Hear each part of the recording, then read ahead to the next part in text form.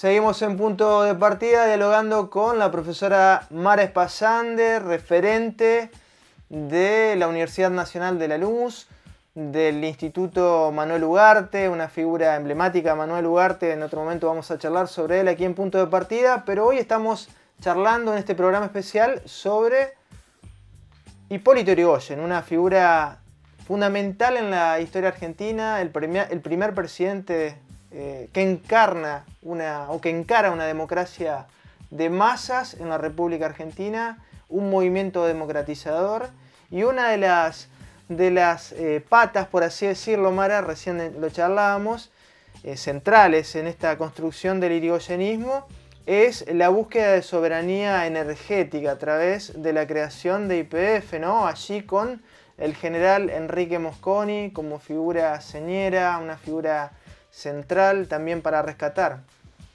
Sí, tal cual, Luis. Mosconi es otro hombre poco recordado, ¿no? Hay todavía tenemos una cuenta pendiente para poder escribir el desarrollo de una historia industrial que está muy vinculada a la historia del desarrollo nacional de las Fuerzas Armadas también en la Argentina. Ahí todavía tenemos mucho por recorrer. Y como vos planteás, hay que pensar que en los años 20 crear una petrolera nacional implicaba avanzar de manera muy importante frente a un mundo que se encontraba en pleno conflicto. Se había salido hacía muy poquito de la Primera Guerra Mundial, lo cual había generado en el país lo que los historiadores llamamos un proceso de industrialización por sustitución de importaciones.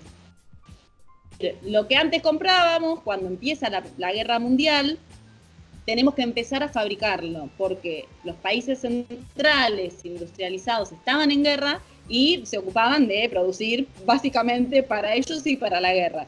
Por lo tanto, si bien en estos años, en los años 10, es un periodo breve que no se va a sostener a lo largo del tiempo, sí va a ser importante el impacto que esto genera, porque va a dejar al descubierto, entre otras cosas, la necesidad de un desarrollo autónomo y soberano en el campo de la energía y en el campo de la explotación de petróleo.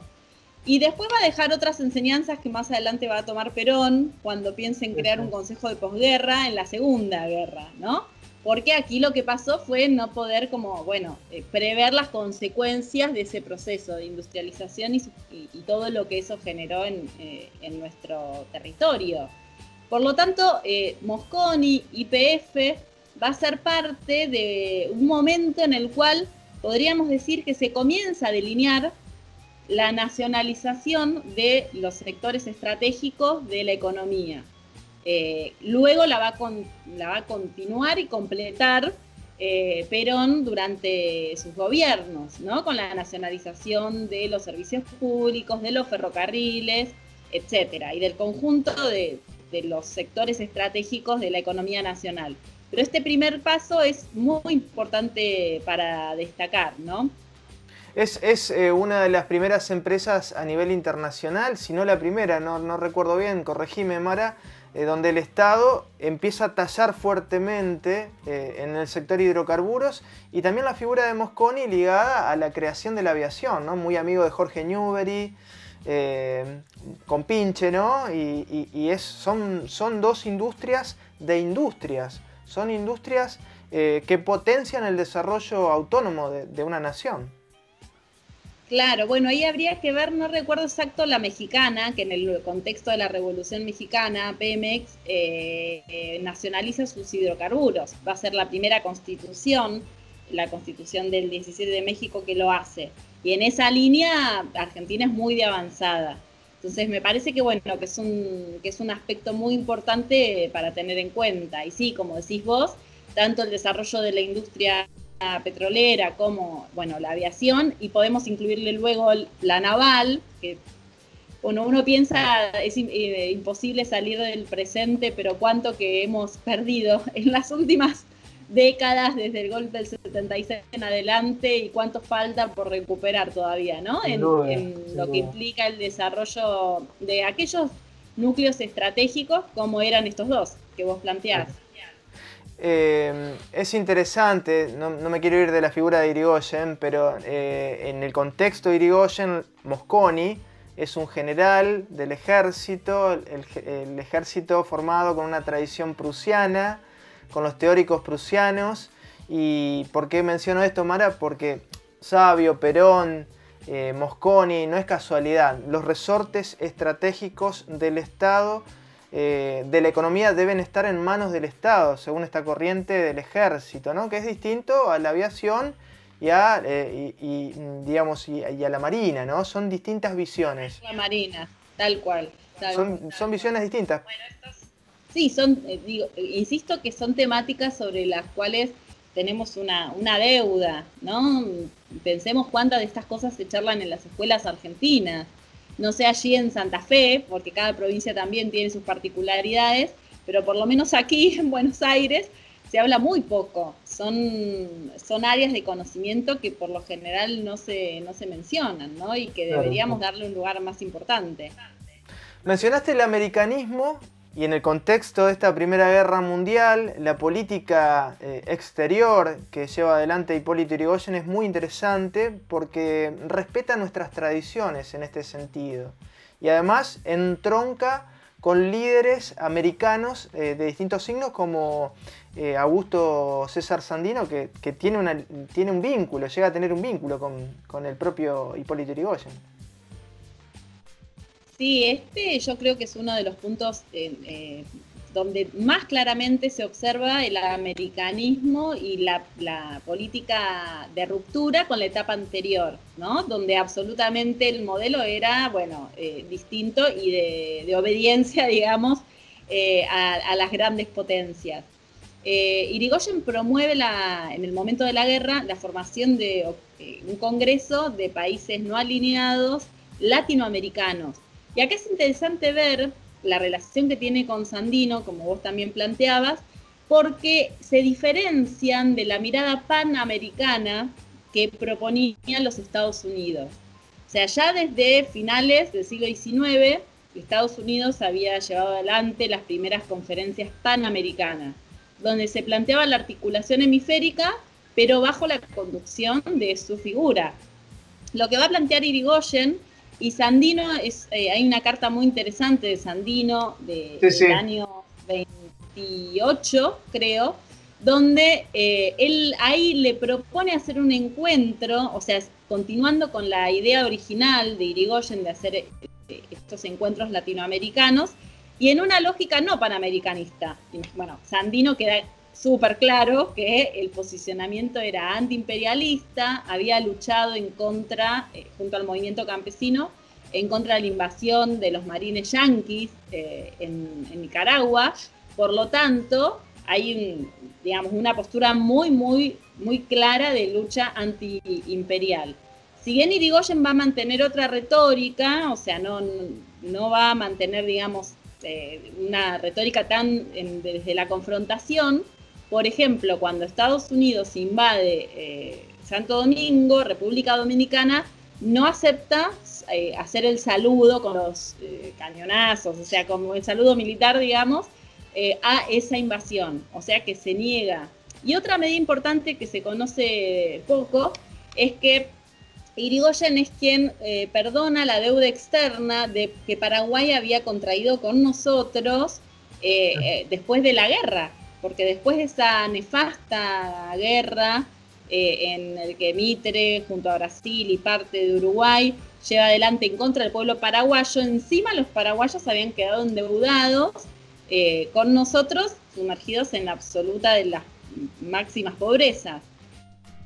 E Irigoyen condona esa deuda. O sea que hay una serie de medidas, algunas que son más simbólicas, otras que son más concretas y fácticas, que permiten hablar de un posicionamiento americanista, muy acorde a las ideas de la época de los jóvenes reformistas, como decíamos, entre los cuales se encontraba Deodoro Roca o el mismo Ugarte, que no era ya tan joven, sino que era tomado como maestro por los jóvenes, donde era un clima de época que cada vez iba obteniendo, bueno, mayor lugar. Estamos hablando de una presidencia y un liderazgo histórico con matices fuertísimos, Mara. Estamos hablando de un presidente que democratiza en lo político, democratiza las universidades, la educación universitaria. Un presidente que sigue una tradición, respeta históricamente el no intervencionismo, la tradición que por ejemplo había encarnado de la Plaza, ¿no? Victorio de la Plaza en la República Argentina. Un presidente que desarrolla la industria al calor de las restricciones de la Primera Guerra Mundial, la primera sustitución de importaciones, como mencionás. Un presidente que crea YPF, que sienta las bases de la industrialización de hidrocarburos en la República Argentina, la aviación junto a Mosconi y Newbery. Y un presidente que también, lo hemos charlado en otras oportunidades, se destaca por la legislación laboral. Dicen muchos, no sé si coincidís, que es el primer presidente obrerista de la República Argentina. Y traemos a colación esto, Mara, porque hay una disputa, ¿no?, en la historia, y que tiene que ver con la política, porque la historia es otra de las caras de la disputa política, la interpretación sobre la historia, ¿no? Hay una disputa sobre la figura de Irigoyen. Para muchos quedó como el ogro por las matanzas de la Patagonia Rebelde y la Semana Trágica, los talleres Bacena. Y es paradójico, ¿no?, porque está este elemento, ¿no?, este elemento central, que es la legislación más moderna en materia laboral que tuvo la Argentina hasta entonces. Sí, tal cual. Tocás un tema central que, bueno, trataremos de ser breves para no extendernos mucho, pero yo creo que en toda la etapa de Irigoyen hay dos momentos bien diferenciados en relación a cómo se vincula Irigoyen con el movimiento obrero. Más allá de que, y esto sí es una interpretación personal, para mí, más allá de los conflictos, de los dos grandes conflictos y las dos represiones que se llevaron a cabo, la mirada estratégica de Irigoyen fue siempre de ampliación de derechos, ¿no? Más allá claro. de eso, en un primer momento en cuanto al vínculo con el movimiento obrero, fue muy fructífero y los primeros convenios colectivos de trabajo se firman justamente durante su gestión. Y algo que es fundamental, que es la jornada de 8 horas, la jornada laboral, que era un reclamo histórico de todas las centrales obreras y del movimiento obrero en todo el mundo, lo firma y logra su aprobación Hipólito Yrigoyen. Le costó muchísimo. Digo, yo antes mencionaba lo de la oposición del Congreso. Cada una de estas medidas no era, bueno, ¿no? Porque una cosa es tener la idea o tener la intención y otra cosa es poder concretarlo, claro, y otra poder lograrlo. Entonces, en ese sentido, me parece que sí, que es muy importante destacar que fue el primer gobierno que escuchó al movimiento obrero, con el cual se encontró, o sea, hubo avances concretos. Obviamente que después del año 19, cuando ocurre la Semana Trágica, el tipo de relación va a quedar muy dañada. Insisto que desde una mirada estratégica, Irigoyen sigue siempre buscando, poniendo un ojo en el bienestar de los trabajadores, ¿no? Pero desde el vínculo con las organizaciones de trabajadores, la cosa se complica mucho porque después de esta huelga en la fábrica Bacena, lo que ocurre es obviamente un malestar muy grande por la represión que allí se había llevado adelante. Ni hablar con los hechos de la Patagonia que vos mencionabas, que lamentablemente la figura de Irigoyen ha quedado como muy tenida por estos fusilamientos absolutamente injustos y obviamente nefastos que se producen entre el año 21 y 22. Pero Norberto Galazo, que vos sabés, bueno, yo me he formado con él, tiene una frase que dice, bueno, explicando primero cómo era el país, qué pasaba en el movimiento obrero, etcétera, y dice, Irigoyen reacciona dentro de su espíritu de ser un hombre de la democracia y ser un burgués que se asusta, ¿no? Entonces dice, más allá de que las responsabilidades directas están en cuestión y se puede discutir cuál fue la orden, cuál no, más allá de eso, hay un contexto en el cual las ideas de izquierda, obviamente radicalizadas, estaban muy extendidas, y Irigoyen era un demócrata y era el desarrollo dentro de un sistema de un capitalismo nacional. Más agrarista, según la caracterización que hace acá Scalabrini en este librito que yo les mencionaba, marca como su límite más importante ese, muy propio de la época, por otro lado, pero que se encontraba en el marco de un capitalismo que buscaba redistribución, de un desarrollo nacional soberano, pero de un capitalismo. Y del otro lado, Mara, no para justificar a Irigoyen, pero del otro lado, quienes buscan la revolución también tienen sus armas, entre comillas, ¿no? Digamos, es un movimiento político muy fuerte que también tiene su entronque, digamos, militarista, por así decirlo, ¿no?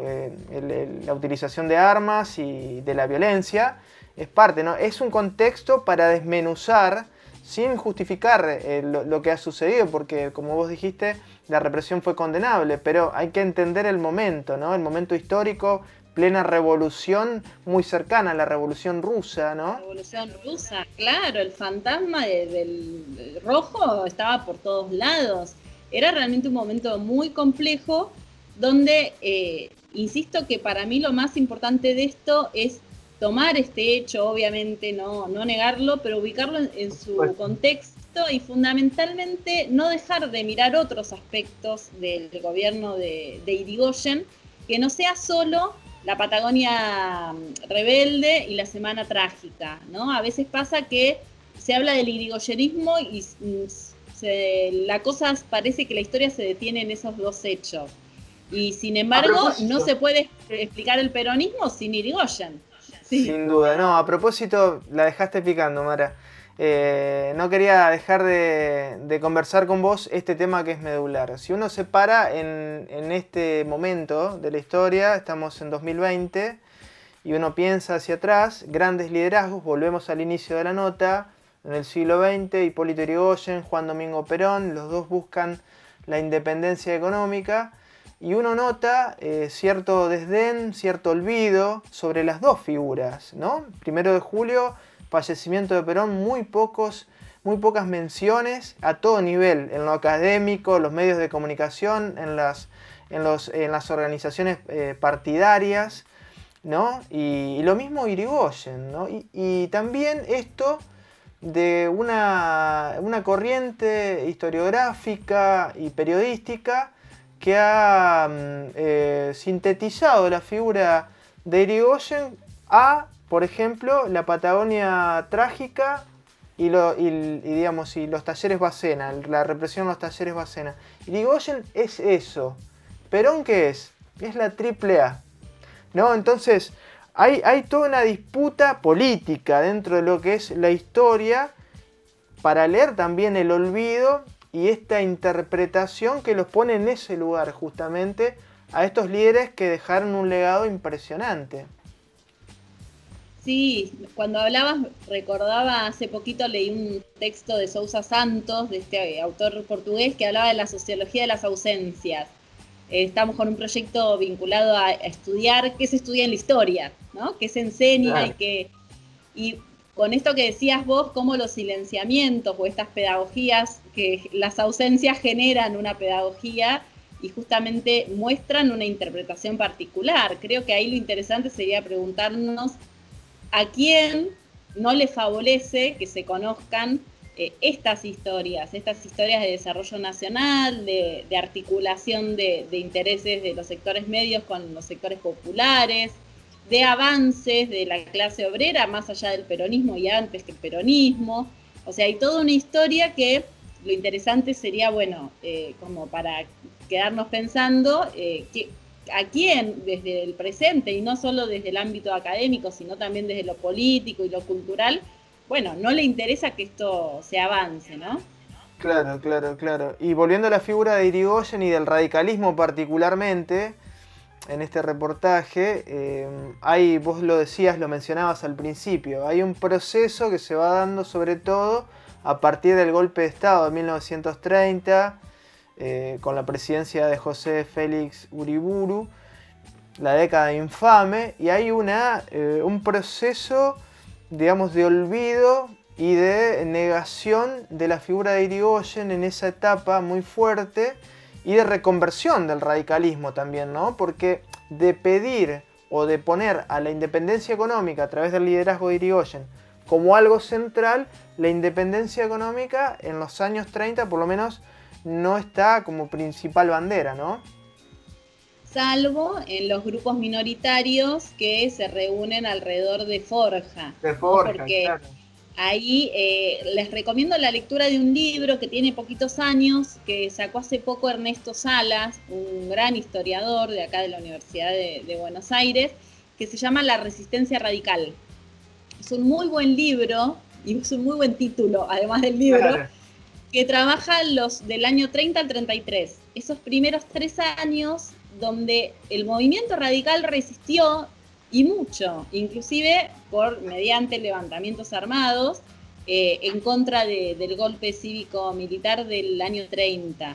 Sin embargo, ya a partir del 35, lo que el grupo de los radicales fuertes sigue un camino y el resto va a aceptar las reglas de la concordancia, este gran acuerdo que va adelante con los sectores oligárquicos, por los cuales el radicalismo acepta ese fraude supuestamente patriótico y empieza a participar en las elecciones legitimando el sistema político.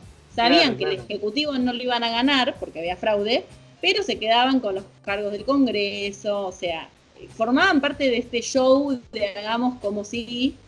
Un grupo de radicales no aceptó esto, y fueron aquellos como Arturo Jaureche, Homero Mansi, más conocido por el tango que por su militancia política radical, pero un radical muy ferviente y sí, muy convencido, de Lepiane y bueno, Ortiz Pereira y tantos otros que conformaron este grupo, Fuerza de Orientación Radical de la Joven Argentina, que se declararon irigoyenistas.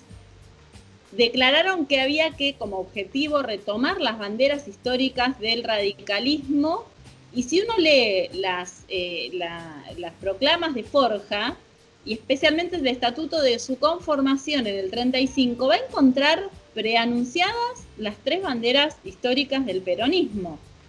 Y de hecho, en el 45, este movimiento, que también colaboraba Scalabrini Ortiz, si bien primero no formaba parte formalmente, después sí se va a sumar,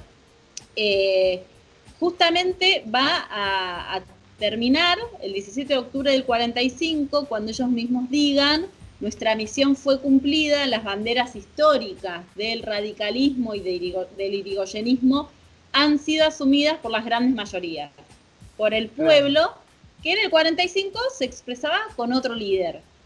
Entonces, ellos mismos van a disolver su agrupación para mezclarse en ese universo y en ese mar de gente que iba a la plaza el 17 de octubre y que después va a abrir una etapa absolutamente nueva en la historia argentina. Es cierto lo que mencionás, y en realidad yo estaba apuntando a lo más institucional del partido, no tanto a Forja, porque es un proceso muy interesante del 30 en adelante hasta hoy, cómo la idea de independencia económica ha quedado mutilada dentro del radicalismo, dentro del peronismo también. En lo institucional totalmente, pero nada, no quedó ni en 30, se lo llevaron, nada, todo quedó afuera.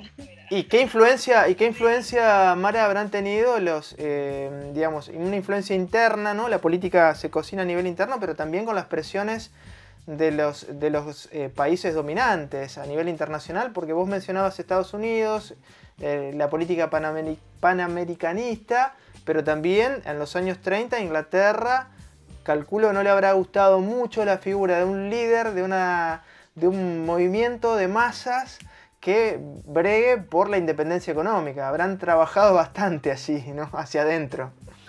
Las embajadas siempre tienen trabajo. Como decía Scalabrini Ortiz, que la diplomacia era una herramienta fundamental, ¿no? de los pueblos. Mara, te queremos agradecer estas reflexiones, muy interesante la figura de Irigoyen, realmente seguramente nos quedaron muchísimas cosas en el tintero, en una entrevista, es es acotado lo que uno puede charlar, pero la vamos a seguir seguramente para seguir ahondando en una de las figuras más importantes de nuestro devenir histórico en el siglo XX. Te agradecemos muchísimo. Bueno, gracias a vos, Luis, y saludos a todos y a todas por allí. Gracias. Hasta aquí llegamos en este programa especial de Punto de Partida junto a la profesora Mara Espasande, referente de la Universidad Nacional de Lanús y el Instituto de Historia Manuel Ugarte. Hasta el próximo programa.